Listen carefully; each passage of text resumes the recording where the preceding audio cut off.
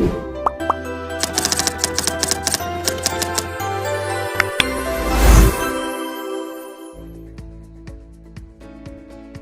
komunikasi yang pertama adalah prinsip komunikasi sebagai proses simbolik, yaitu prinsip yang merujuk pada pemahaman bahwa komunikasi melibatkan penggunaan simbol atau tanda sebagai representasi dari makna.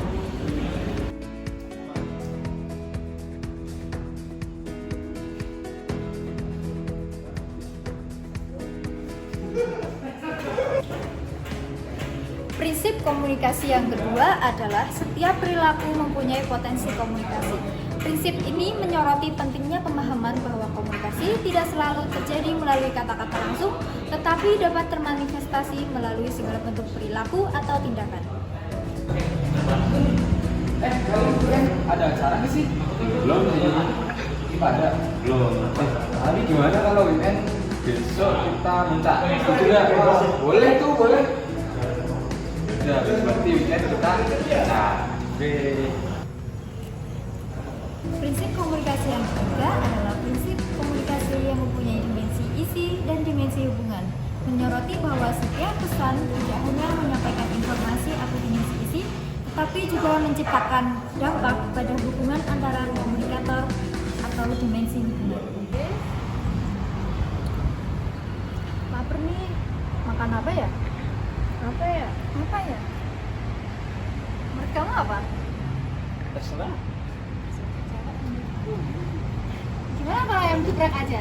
Wah, ide bagus tuh. Nanti kita bisa refill nasi. Wah, cocok tuh. Yuk, sekarang aja. Yuk.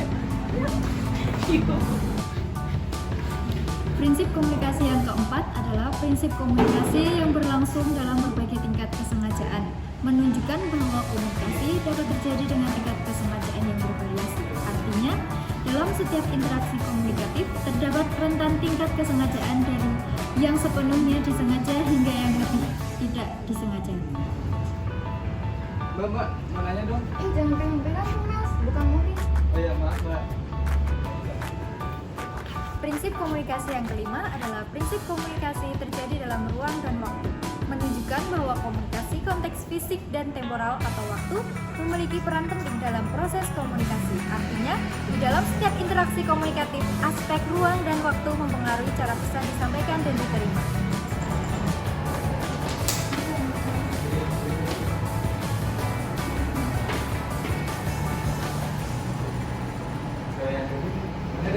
Boleh juga. Ntar cari idenya. Udah ada nih, kita sana dulu yuk. Yuk. Itu pada telat kan? Coba.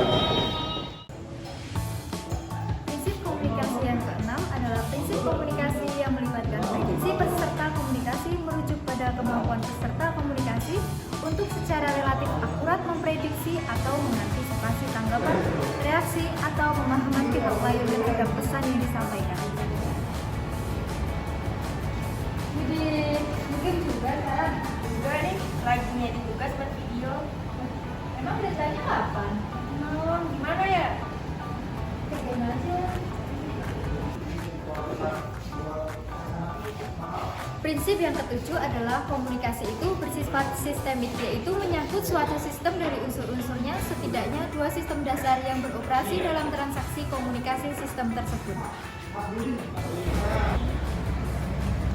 Nanti malam warning dulu yuk. Jam 9 lah ya. Oke. Prinsip yang kedelapan adalah efektivitas komunikasi tergantung pada latar belakang sosial budaya. Jika dua orang melakukan komunikasi berasal dari suku dan pendidikan yang sama, maka dua pihak tersebut mempunyai bahan yang sama untuk berkomunikasi. Komunikasi yang efektif adalah komunikasi yang hasilnya sesuai dengan harapan para pesertanya. Terus orang mau boleh kan? Belah. Langsung iya yang pengen mati kok. Mayo. Kalian ngomongin apa sih? Enggak, ini kita berdua mau besok sore mau ke Malioboro. Kamu mau ikut nggak? Prinsip yang kesembilan adalah komunikasi bersifat non-sekuensial. Proses komunikasi bersifat sirkular dalam arti tidak berlangsung satu arah, melibatkan respon atau tanggapan sebagai bukti bahwa pesan yang dikirimkan itu diterima dan dimengerti.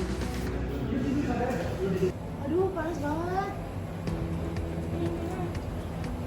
Enggak ya.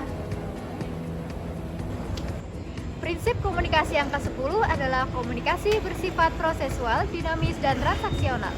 Konsekuensi dari prinsip bahwa komunikasi adalah sebuah proses komunikasi yang dinamis dan transaksional. Ada proses saling memberi dan menerima informasi di antara pihak-pihak yang melakukan komunikasi.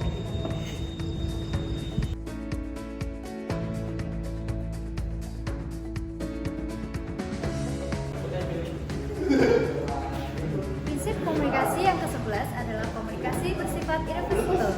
Orang yang melakukan proses komunikasi tidak dapat mengontrol sedemikian rupa efek yang ditimbulkan oleh pesan yang dikirimkan.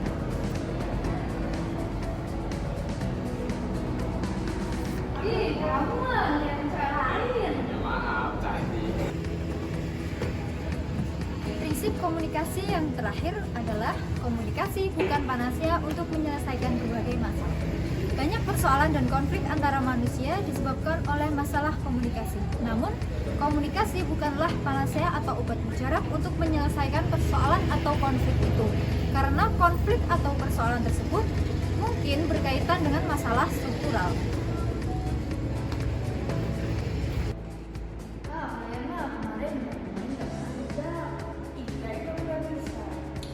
Jadi, kita ajak main gimana? Traktir Sabi gimana?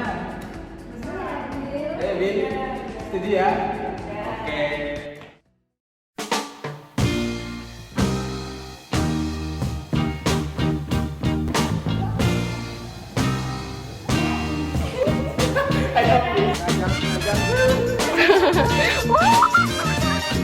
Apa sih Sam?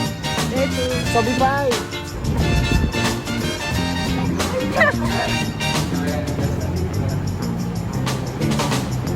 Tarik.